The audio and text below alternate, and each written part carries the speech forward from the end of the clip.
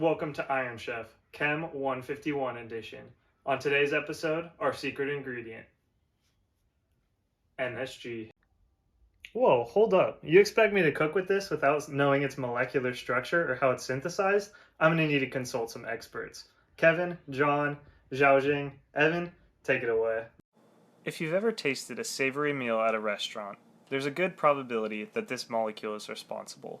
Alongside sweet, salty, sour, and bitter, umami or savoriness is a fifth unique flavor profile, and MSG is often considered the purest form of it. It is often found in a crystalline powder of similar appearance to sugar or salt, and on a molecular level is the combination of glutamate, an amino acid, and sodium, which we all know as Na+. Now that we have some background, let's talk about some common uses. As a glutamic acid derivative, it provides a strong, savory flavor and is often used to enhance the taste of other foods as well. It is very concentration dependent and can either be neutral or even detract from the pleasantness of food if too much or too little is added.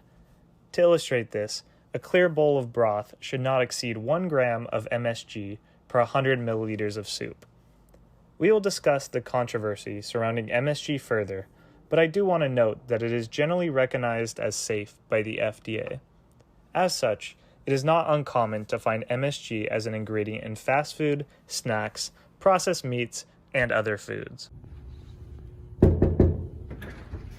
Hi, I heard you came to learn about the history of MSG. So MSG can be found naturally in many foods, such as cheese and tomatoes.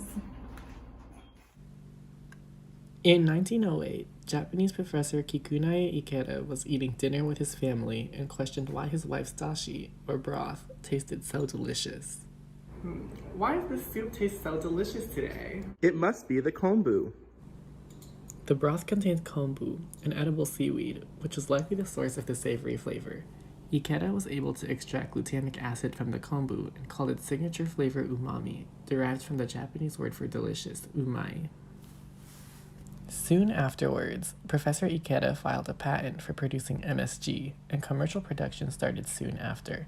To sell his invention, Ikeda co-founded Ajinomoto, which now sells a variety of food and seasonings. Originally, MSG was commercially produced by processing wheat. Now, MSG is mass-produced by fermenting sugarcane, molasses, starch, and the like in a similar way to fermenting yogurt. Microbes consume the glucose from these crops to produce glutamic acid. Glutamic acid is then neutralized by a base, such as sodium hydroxide, yielding the sodium salt product monosodium glutamate after crystallization.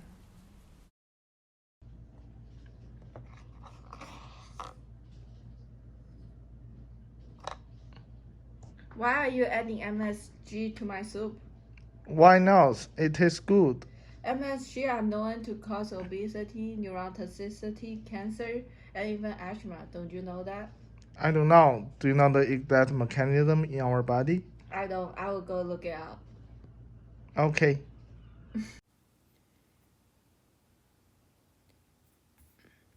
MSG works by mixing glutamate and 5'-indocyanate to produce a strong umami taste, which is similar to the umami taste brought about by combination of natural foods. The synergism has been used in cooking in all over the world. In China, chicken which contains 5'-indocyanate and vegetables containing glutamate, such as spring onion, ginger, are cooked together.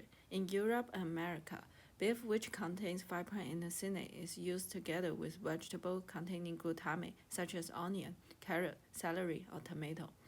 mGlu4, T1R1, T1R3 are 3G protein couple receptors identified to be receptors for umami taste. And this response to umami stimuli was examined by the measurement of nerve and behavior responses. Knockout of T1R1 or T1R3 completely eliminated the response induced by synergism between glutamate and 5'-indocyanate. And knockout mice of mGlu4 show significantly smaller response to glutamate than wild-type mice. And we taste this umami sense by the synergism between glutamate and 5'-indocyanate in daily eating. Hence, T1R1 plus T1R3 mainly contributes to umami taste in human. And the simulation of G protein receptor looks like the graph here. T1R1 and T1R3 are activated by umami stimuli from here. And it activates G protein and leads to activation of phospholipase C. And this activation produces IP3 to induce calcium ion release.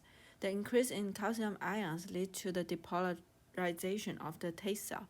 And finally, the taste cell evokes action potential via voltage-gated sodium channel and release a transmitter to activate the cranial nerve and send it to the gustatory cortex. While there have been many studies into MSG's potential effects on human health, not many of them have come to conclusive results.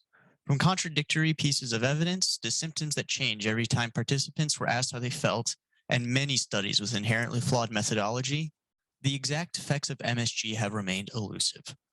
The first report of MSG causing effects in humans was from a letter written by Dr. Robert Ho Man Kwok to the New England Journal of Medicine in 1969.